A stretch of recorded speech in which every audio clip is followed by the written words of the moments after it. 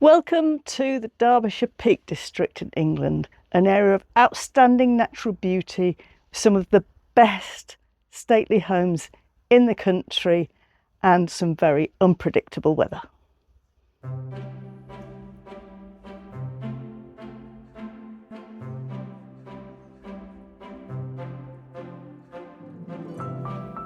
Chatsworth House is one of the biggest houses in England. If it were anywhere else, it would be called a palace.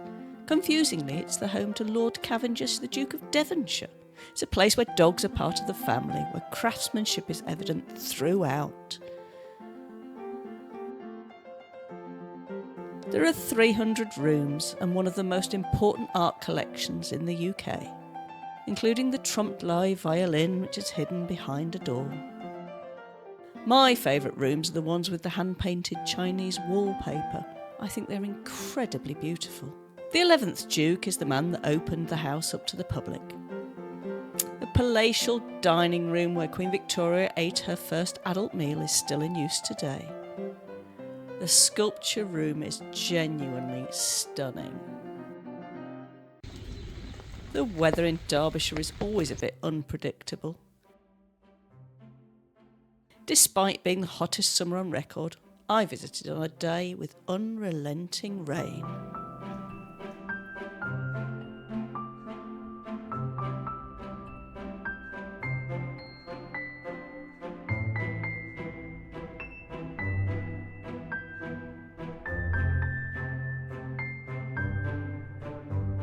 Even in the rain, Chatsworth is utterly beautiful. It's just so big, it's immense, and maybe because of the rain, there's very few people here. I haven't seen anyone for the last 15 minutes. The gardens are spectacular, some of the best that I've seen. I think it really shows the very best of England, and the rain maybe is part of that.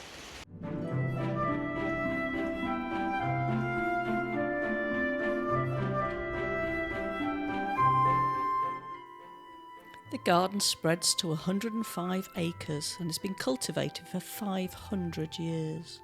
Water is a prominent feature, from streams and lakes to the cascades first built in 1696 and currently under repair. All the water features are gravity fed, even the Emperor Fountain.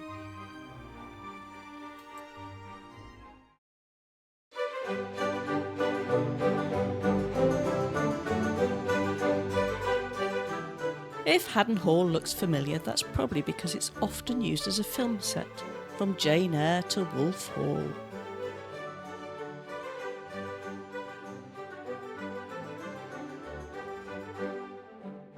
The medieval living room has an original table and tapestry. There's a Tudor dining room and an Elizabethan hall. It's stunning, all refurbished in the 20th century back to its original state. The gardens are gorgeously romantic. Everything is in flower in June, particularly the roses, some of which date back 300 years.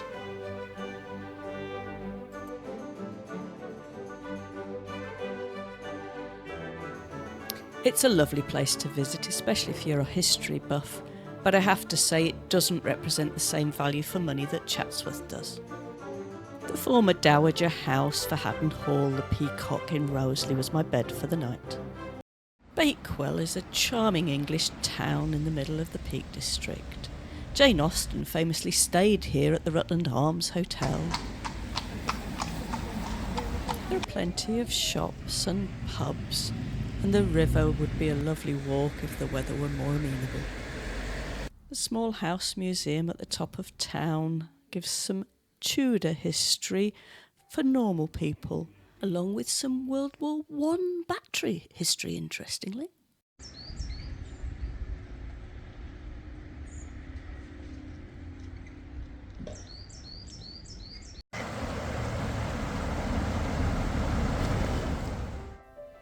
Ashford-in-the-Water was once voted the best place in England to play poo sticks.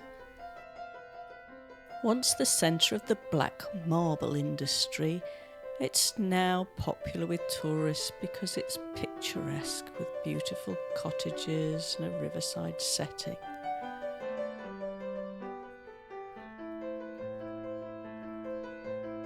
The old Norman church stands proudly in the centre of the village, and the pub makes a good stop for lunch.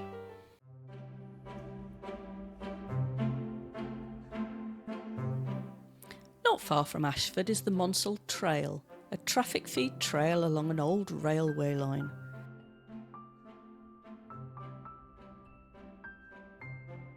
It's great for walkers and cyclists, and even accessible for pushchair and wheelchair users. It's an 8.5 kilometre linear route, but does join up with other trails. You get some really nice views along the route, but the best view is actually from high above the trail at Monsal Head, where you can really appreciate the viaduct and the surrounding hills, and if you're lucky, an ice cream van.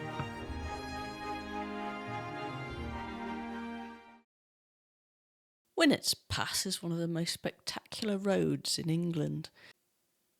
It's on the edge of Treak Cliff, which is unique as the only place in the world where you can find the semi-precious mineral known as Blue John. You can visit the mines at Treak Cliff Cavern, where you can still see veins of the stones today. Once popular in the 19th century for ornamental objects, Chatsworth holds one of the greatest examples.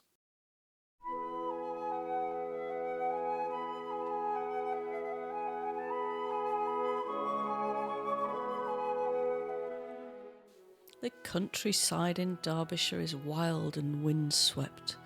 Maybe not as many lakes as the Lake District, but the opportunities for walking are endless. And the locals are very friendly. Derbyshire had quite an important industrial past, much of it based around cotton mills using the local water. You could see traces of this in these beautiful walks around new mills. Cantilevered from the sheer stone railway embankment is the Millennium Walkway, sitting above the River Got.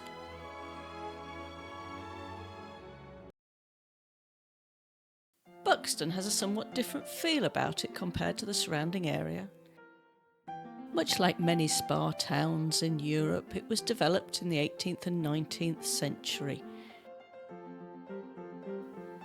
The Pavilion Gardens is a beautiful historic venue dating back to 1871, which superbly shows off the Victorian splendour of Buxton.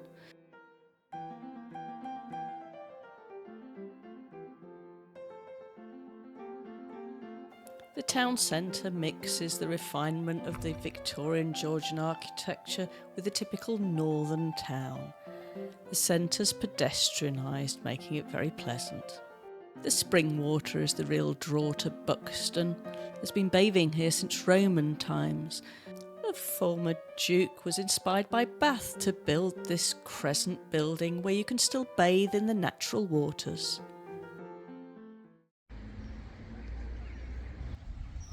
Castleton is a lovely little village in the Peak District. It's one of the most picturesque villages in the area, popular with cyclists, walkers and local artists. The local area is a paradise for walkers and ramblers. There's walks to suit all abilities. This is Mam Tor, one of the most popular walks. I took the short route from the Mamnik car park. It's a steep climb but totally worth every step.